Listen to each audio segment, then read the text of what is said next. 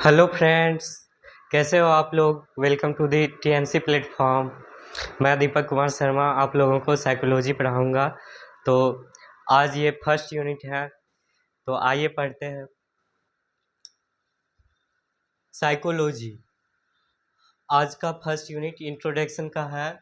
तो psychology is N of spring of subject philosophy, यानी कि साइकोलॉजी एक फिलॉसफी सब्जेक्ट का ऑफ स्प्रिंग यानी कि संतति है। अ, जैसे कि पुराने सब फिलोसफर होते थे, तो वो सब एक दूसरे के साइकोलॉजी को अच्छे से समझते थे, जानते थे, इसीलिए अक्सर वो लोग शांत रहा करते थे। वो लोग हर एक सिचुएशन से डील करना जानते थे। आप अभी भी पुराने फिलोसफर जैसे ओशो, लाओस, ये सब का विचारधारा देख सकते हो। वो सब अच्छी तरह से ह्यूमन बिहेवियर को समझते थे। तो psychology is the psychology is an offspring of subject philosophy and it is derived from two Greek words, psyche and logos. psyche जिसका मतलब होता है सोल, स्पिरिट, और लोगोस टू स्टडी और नॉलेज। तो साइकी मतलब हो गया आपका सोल और स्पिरिट यानी कि आत्मा।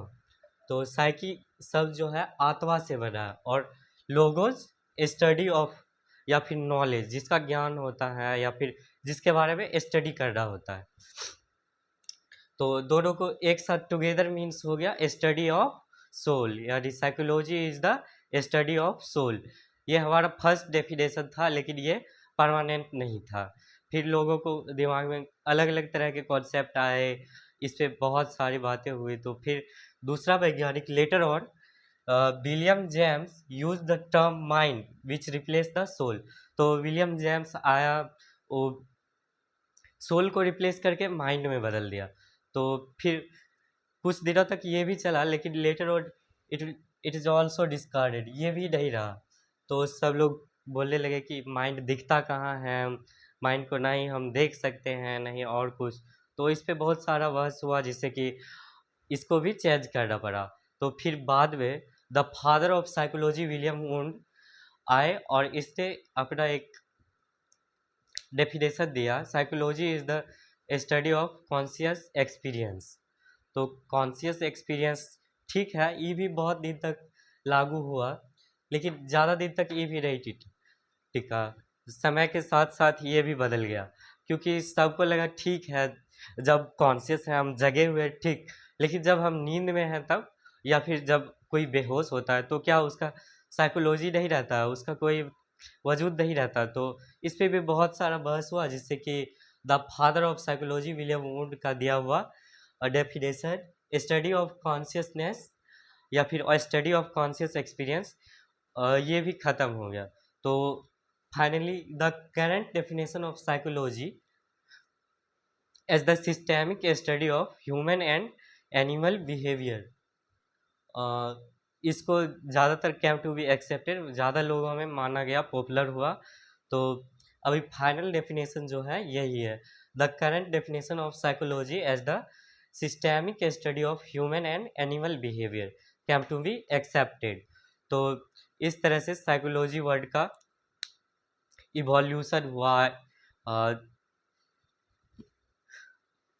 सबसे पहले स्टडी ऑफ सोल बोला गया साइकोलॉजी को, फिर उसके बाद अलग अलग वैज्ञानिक आया, उस उन्होंने विलियम जेम्स आए, उन्होंने बोले स्टडी ऑफ माइंड।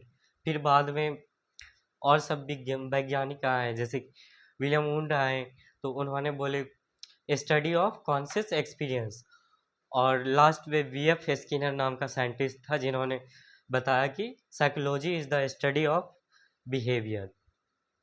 तो फाइनली ये एक्सेप्ट हुआ।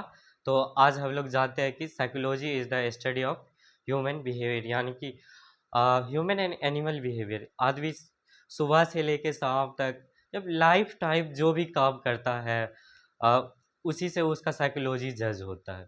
तो बहुत सारे वैकेंसी में देखते होंगे आप लोग कि कैसे साइकोलॉजी टेस्ट किया जाता है। तो डिफरेंट डिफरेंट टाइप्स के उसको असेसमेंट दिए जाते हैं, जिससे पूरा करने के बाद उसका साइकोलॉजी का पता चलता है कि किस तरह का साइकोलॉजी है इसका, किस तरह रेटिंग दिया जाता है। तो आइए फिर से देखते हैं इंट्रोडक्शन। तो psychology is an offspring of subject philosophy. Psychology philosophy subject का ऑफस्प्रिंग है और it is derived from two Greek words psyche and logos. Psyche जिसका मतलब है आत्मा, सोल और स्पिरिट, और लोगोज मीन्स टू स्टडी और नॉलेज। तो दोनों को मिला के मतलब हो गया psychology is the study of soul, यानी आत्मा के बारे में जानना है। लेकिन ये फाइनली एक्सेप्ट नहीं हुआ, समय के साथ ये बदलता गया। बाद में विलियम जेम्स आया जो कि साइकोलॉजी का स्टडी ऑफ सोल के जगह स्टडी ऑफ माइंड बताया। तो फिर उस पर भी बहुत सारा बहस हुआ। देखो, later on William James use the term mind which replace the soul. Soul को बदल के माइंड रखा। लेकिन बाद में इसको भी बदलना पड़ा बिकॉज ऑफ बहुत सारा लोग आया जिन्होंने बोले कि माइंड को ना ही हम देख सकते हैं।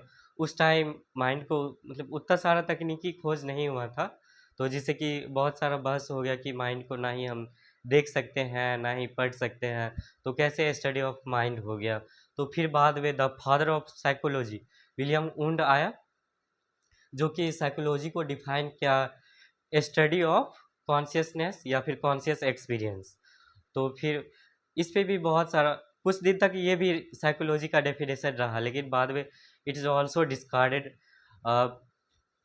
बाद में इसमें बहुत सारा बहस हुआ कि ठीक है अगर हम होश में हैं ठीक, लेकिन जब हम नींद में होते हैं, बेहोश होते हैं, तो उस टाइम क्या हमारा साइकोलॉजी काम नहीं करता है। तो इसी तरह फिर अभी जो करंट डेफिनेशन है साइकोलॉजी का वो है it is the systemic study of human and animal behaviour. तो सिस्टेमिक स्टडी यहाँ क्यों बोला जा रहा है, क्योंकि हम ह्यूमन एंड एनिमल का करंट यानी कि नेचुरल कैसा बिहेवियर है, वो बहुत सारा टाइप हो सकता है, कोई एक्टिंग कर रहा हो या फिर और कुछ, तो उसका एक्चुअल साइकोलॉजी जानने के लिए हम लोग सिस्टेमिक स्टडी करेंगे उसके बिहेवियर के बारे में। तो इसी तरह ये डेफिनेशन ज़्यादा पॉपुलर रहा और अभी तक यही एक्सेप्टेड है। तो देखते हैं कि साइकोलॉजी वर्ड का इवोल्यूशन, साइकोलॉजी मीनिंग का इवोल्यूशन कैसे हुआ।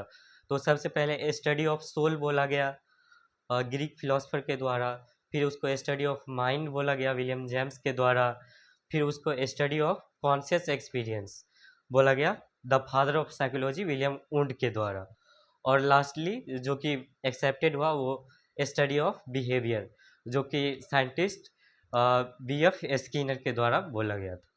तो आइए फ्रेंड्स अब चलते हैं अगले अगले टॉपिक पे चलते हैं, द डेफिनेशन ऑफ साइकोलॉजी।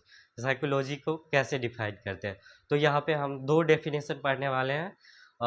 ऐसे तो इसका बहुत सारा डेफिनेशन है बट जो पॉपुलर है वो दो पढ़ने वाले हैं, दो डेफिनेशन पॉपुलर है जिसके हम पढ़ने वाले हैं।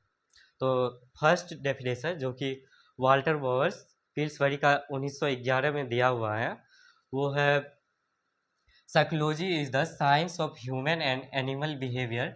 It includes the application of behavioral science to human problems. या फिर इसी को शॉर्ट में बोला गया psychology is the science of human behaviour. तो इसका मतलब है psychology is the science of human and animal behaviour. यहाँ तक तो आप समझ गए होंगे कि साइकोलॉजी जो है यानी मानव और जानवर के बिहेवियर के बारे में स्टडी, व्यवहार के बारे में जानने के बारे में साइकोलॉजी। लेकिन it includes the application of behavioural science to human problem.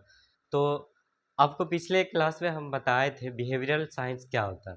तो इट इंक्लूड्स द एप्लीकेशन यानी कि ये एप्लीकेशन यानी यूज टू यूजेस। तो एप्लीकेशन साइकोलॉजी जो है एक दूसरे का यानी कि एक हर एक सिचुएशन में कैसे डील करें, कैसे एक दूसरे से साथ मिल के रहें, यानी ह्यूमन प्रॉब्लम्स जितना भी है वो हम एक अच्छा साइकोलॉजी, अगर हम एक अच्छी साइकोलॉजी सोच सकते हैं या फिर जानते हैं तो हम उससे डील कर सकेंगे। तो psychology is the science of human and animal behaviour. मानव और जानवरों के व्यवहारों के बारे में जानने का है, और यह ह्यूमन प्रॉब्लम में होने वाले सारे तकलीफ़ों को दूर करने में भी इसका उपयोग होता है। और इसी का शॉर्ट फॉर्म है psychology is the science of human behaviour जो कि वाल्टर बॉवर्स पिल्सबरी के द्वारा 1911 में दिया गया था। आइए दोस्तों चलते हैं सेकंड डेफिनेशन पे, जो कि है विलियम एमसी डोगल के द्वारा दिया गया है। Psychology is a science which aims to give us better understanding and control of the behavior of the organism as a whole। तो लिविंग क्रिएचर और दुनिया में जितना सारा ऑर्गेनिज्म है सभी का ना सभी को एक aims to give us better understanding, अच्छे से समझने के लिए, अपने व्यवहार पे कंट्रोल करने के लिए। बोलते हैं ना, open your mouth before sorry open your mind before mouth. तो अपने दिमाग को खोलो मुंह को खोलने से पहले।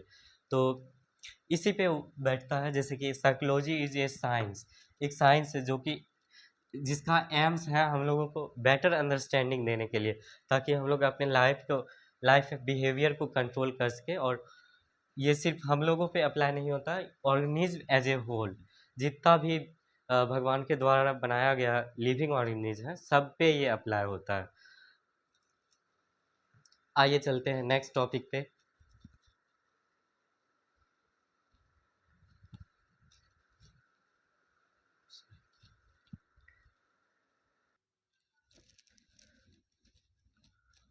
अभी तक हम लोग डिस्कस कर चुके थे introduction of psychology and definition of psychology. आइए नेक्स्ट टॉपिक पे चलते हैं, नेचर ऑफ साइकोलॉजी। तो साइकोलॉजी यूजेस साइंटिफिक मेथड, यानी कि साइकोलॉजी का नेचर, मतलब साइकोलॉजी यूजेस साइंटिफिक मेथड, यानी कि साइकोलॉजी बिहेवियर को स्टडी करने के लिए ना कुछ मेथड्स हैं, जैसे कि introspection, observation, experimental, clinical, survey method, genetic development method. तो उसी का बात यहाँ कर रहा है कि साइकोलॉजी यूजेस साइंटिफिक मेथड, यानी कि साइकोलॉजी को स्टडी करने के लिए हम साइंटिफिक मेथड का यूज करते हैं। और जितना भी मेथड है साइकोलॉजी का, किसी भी इंडिविजुअल पर्सन के बिहेवियर को स्टडी करने के लिए साइकोलॉजी में कुछ मेथड्स बनाए गए हैं, उसी को यहाँ पे साइंटिफिक मेथड के द्वारा, मतलब उसका नेचर है कि हम उसी से उसको जज करेंगे, स्टडी करेंगे किसी का बिहेवियर को। जिसमें कि third number experimental method most scientific है। तो एक्सपेरिमेंटल मेथड में होता क्या है कि हम लोग 20 आदमी का एक ग्रुप बनाते हैं, जिसमें से 10 को एक्चुअल वाला जो कंपनी का होता है उसे माइंड बूस्टिंग कुछ प्रोडक्ट्स, दिमागी शक्ति बढ़ाने के लिए कोई दवाई देते हैं, और 10 को वही दवाई के नाम पे कुछ ऐसा, मतलब सिंपल सा कोई चीज़ दे देते हैं, जैसे कुछ दूध दे दी, कोई भी प्रोडक्ट दे दिया सिंपल सा, और 10 को कोई एक्चुअल ब्रांड वाला दवाई दे दिए। तो 20 दिन खाने के बाद अ, हम अलग अलग ग्रुप पे वो दोनों को बांट देते हैं, जैसे 10 आदमी जिसको मतलब एक्चुअल में दवाई दिए थे, और 10 आदमी जिसको सिर्फ दवाई के नाम पे दूसरा कुछ दिए थे। तो लेकिन ये दोनों का बाद में जब हम स्टडी करेंगे, तो इंडिपेंडेंट वेरिएबल और डिपेंडेंट वेरिएबल दोनों का मतलब सेम होगा, दोनों का आईक्यू सेम रहेगा, क्योंकि दोनों का माइंड सेटअप है कि हमको कुछ दिया जा रहा है जिससे कि मेरा दिमागी शक्ति बढ़ रहा है। तो इसी से जानते हैं कि साइकोलॉजी यूजेस साइंटिफिक मेथड, यानी कि साइकोलॉजी साइंटिफिक मेथड को यूज करता है। और नंबर 2 है साइकोलॉजी इज फैक्चुअल। तो साइकोलॉजी किसी के कहने या फिर और कुछ पे देखा सुनी पे नहीं बना। तो साइकोलॉजी जो है उसमें हम स्टडीज फैक्ट, उस फैक्ट का स्टडी करते हैं, जो कि हमारा एक्चुअल नेचुरल ऑब्जर्वेशन और एक्सपेरिमेंट करके जिस फैक्ट का पता चलता है हम उसका स्टडी करते हैं, ना कि वैल्यू के द्वारा कोई कुछ बोल रहा है उसके द्वारा। तो psychology is factual. Number first is psychology uses scientific method, और number second is psychology is factual, यानी कि किसी के कहने सुनने पे नहीं, एक्चुअल ऑब्जर्वेशन और एक्सपेरिमेंट्स करके अ, जो भी कंक्लूजन निकलता है उसको हम स्टडी करते हैं साइकोलॉजी में। और number third is the law of psychology are universal. तो the law of psychology are universal मतलब कि साइकोलॉजी का जितना भी लॉ है यूनिवर्सल है, हर एक कंडीशन में, हर एक जगह अगर सिमिलर कंडीशन है और कोई भी इंसान है उसको वहाँ रख दो, तो उस कंडीशन में वो उसी तरह व्यवहार करेगा जिस तरह की दूसरा आदमी कर रहा था। तो इसका एक बेस्ट एग्जांपल है, आइए देखते हैं। तो the law of psychology are found to be the same at all time, हमेशा सेम रहेगा ऑल टाइम एंड पैलेस। हाँ, यानी कि कोई सिचुएशन रखते जैसे कि एक केज है, एक पिंजरा है, उसमें हम केला लटका दिए और उसमें बंदर को रख दिए, तो बंदर क्या करेगा? केले की तरफ छलांग लगाएगा, ठीक है, वो बंदर को निकाले फिर दूसरा बंदर रखे, वो भी वही करेगा उस सिचुएशन में। तो इसीलिए the law of psychology are universal.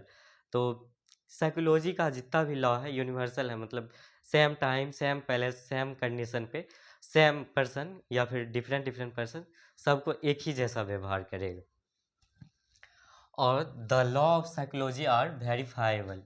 तो साइकोलॉजी का लॉ जितना भी है उसको वेरीफाई करके बनाया गया है।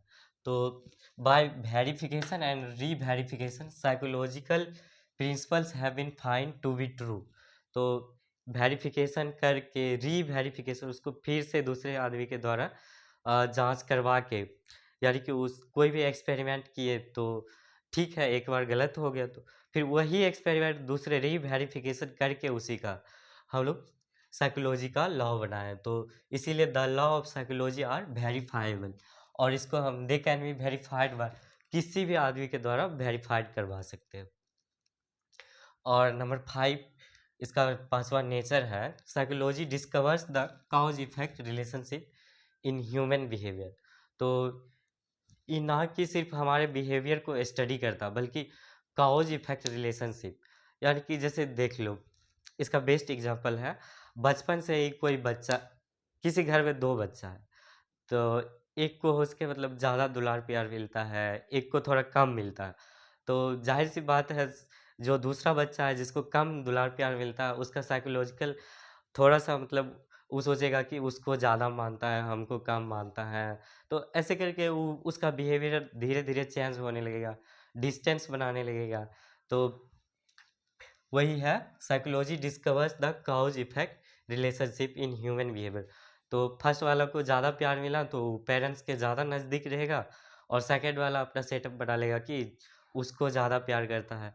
या फिर इसका सेकंड एग्जांपल, जैसे कि आ, आप लोगों ने ज़रूर मूवी देखी होंगी शादी में ज़रूर आना, तो उसमें कैसे कॉज इफेक्ट रिलेशनशिप, यानी कि आ, दिल टूटने पे कैसे तुरंत काउज उसका था दिल टूटना, और इफेक्ट पड़ा आईएएस बन गया। तो इसका बेस्ट एग्जांपल है। और number 6 is psychology predicts human behaviour. तो मॉडर्न कंट्रीज जितना भी है सब में अपॉइंटमेंट्स ऑफ, जितना भी गवर्नमेंट्स का, बिहार सरकार, कोई भी सरकार देख लो, तो उसका जितना भी अपॉइंटमेंट्स आता है तो उसमें हमारा साइकोलॉजिकल टेस्ट किया जाता है।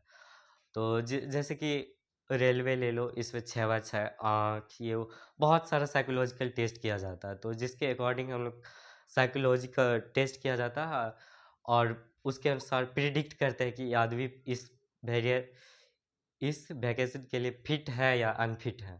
तो उसी तरह अपना डिफेंस विभाग ले लो, उसमें हाइट देखते हैं, उसका साइकोलॉजी देखते हैं, उसका स्ट्रेंथ देखते हैं। तो वही है, in modern progressive countries appointments to various government post are being made based on the prediction coming out of psychological test. तो उसमें बहुत सारा टेस्ट होता है।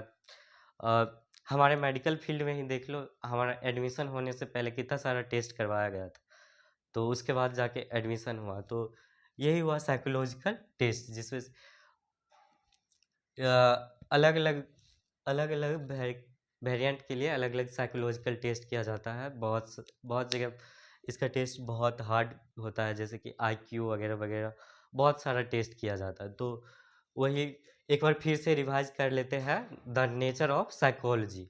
तो नंबर फर्स्ट था साइकोलॉजी यूजेज साइंटिफिक मेथड, यानी कि almost all the time method of psychology are more और less scientific in their nature, यानी कि हमेशा ज़्यादातर टाइम जितना भी मेथड है साइकोलॉजी का, वो सब साइंटिफिक रहता है, यानी कि किसी फैक्ट ये वो पे बेस्ड नहीं रहता, बल्कि वो एक्सपेरिमेंट करके या फिर एक दूसरे के सेम कंडीशन में रख के फिर वेरीफाई करके कोई भी मेथड बनाया गया है जिससे कि साइकोलॉजी को स्टडी करते हैं।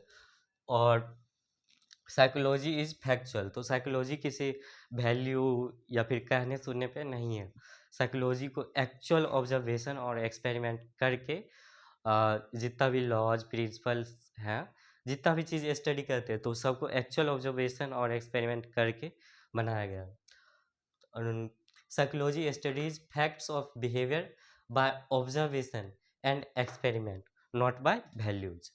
और number third is the law of psychology are universal. तो बताया था इसका बेस्ट एग्जांपल कि किसी भी, जैसे कि बंदर को कि एक पिंजरे में रख दिए और केला लटका दिए, तो बंदर को उस पिंजरे में डाल दिए तो वो केले की तरफ छलांग लगाएगा। अगर वही वो बंदर को निकाल के दूसरा बंदर रखे तो वो भी वही करेगा, केले की तरफ छलांग लगाए। तो the law of psychology are found to be the same at all time and places under similar condition. तो कंडीशन वहाँ सेम है और सेम टाइम पे या फिर अलग अलग टाइम पे कंडीशन अगर सेम है तो सेम बिहेवियर करेगा। और the law of psychology are verifiable. तो जितना भी लॉ है साइकोलॉजी का वो सब वेरीफाइबल है। किसी फैक्ट, किसी भी वैल्यूज़ या फिर इधर उधर से नहीं बना है, वो वेरीफाइबल है और दे can be verified bye anyone. कोई भी पर्सन उसको वेरीफाई कर सकता है। तो psychology discovers the cause effect relationship in human behaviour. तो ह्यूमन बिहेवियर का कोई बोलते हैं ना, कोई आदमी रूड है, कोई सॉफ्ट है, कोई इंट्रोवर्ट है, कुछ भी है, तो उसका काउज जो है साइकोलॉजी ना कि सिर्फ उसका बिहेवियर स्टडी करता है, बल्कि वो आदमी कैसे उस तरह का बन गया, उसका काउज का भी पता लगाता है। तो psychology not only observe behaviour but also finds out, पता लगाता है cause effect relationship in it. और number 6 is psychology predicts human behaviour. तो साइकोलॉजी जो है ह्यूमन बिहेवियर को प्रिडिक्ट्स, यानी कि बोलते हैं ना मोल तोल, या फिर प्रिडिक्ट्स का मतलब होता है मानना। तो साइकोलॉजी जो है ह्यूमन बिहेवियर को पता लगाता है कि उसका कैसा साइकोलॉजी है। कहते हैं ना कि वो साइको है, वो ई है, वो ई। तो वही in modern progressive countries appointments to various government post are being made based on the prediction coming out of psychological test. तो इसका वही बेस्ट एग्जांपल है, कोई भी जॉब के लिए जब हम जाते हैं तो हमारा साइकोलॉजिकल टेस्ट होता है। हमसे कुछ क्वेश्चन पूछा जाता है कि जैसे कि मेडिकल में ही ले लीजिए, आपसे अगर कहीं जाइएगा प्राइवेट या फिर किसी भी, तो वहाँ आपसे पूछा जाएगा कि पेशेंट है, उसको ये प्रॉब्लम है, तो इस कंडीशन में आप क्या कीजिएगा। तो यही सब उसमें पता लगता है, उसके अनुसार आपको पता चलेगा कि आपका बिहेवियर का प्रिडिक्शन होगा, जिससे पता चलेगा आप साइकोलॉजिकल फिट है या अनफिट है। Thank you all of you. ठीक है, आज का लेक्चर यहीं तक, आगे कल पढ़ेंगे।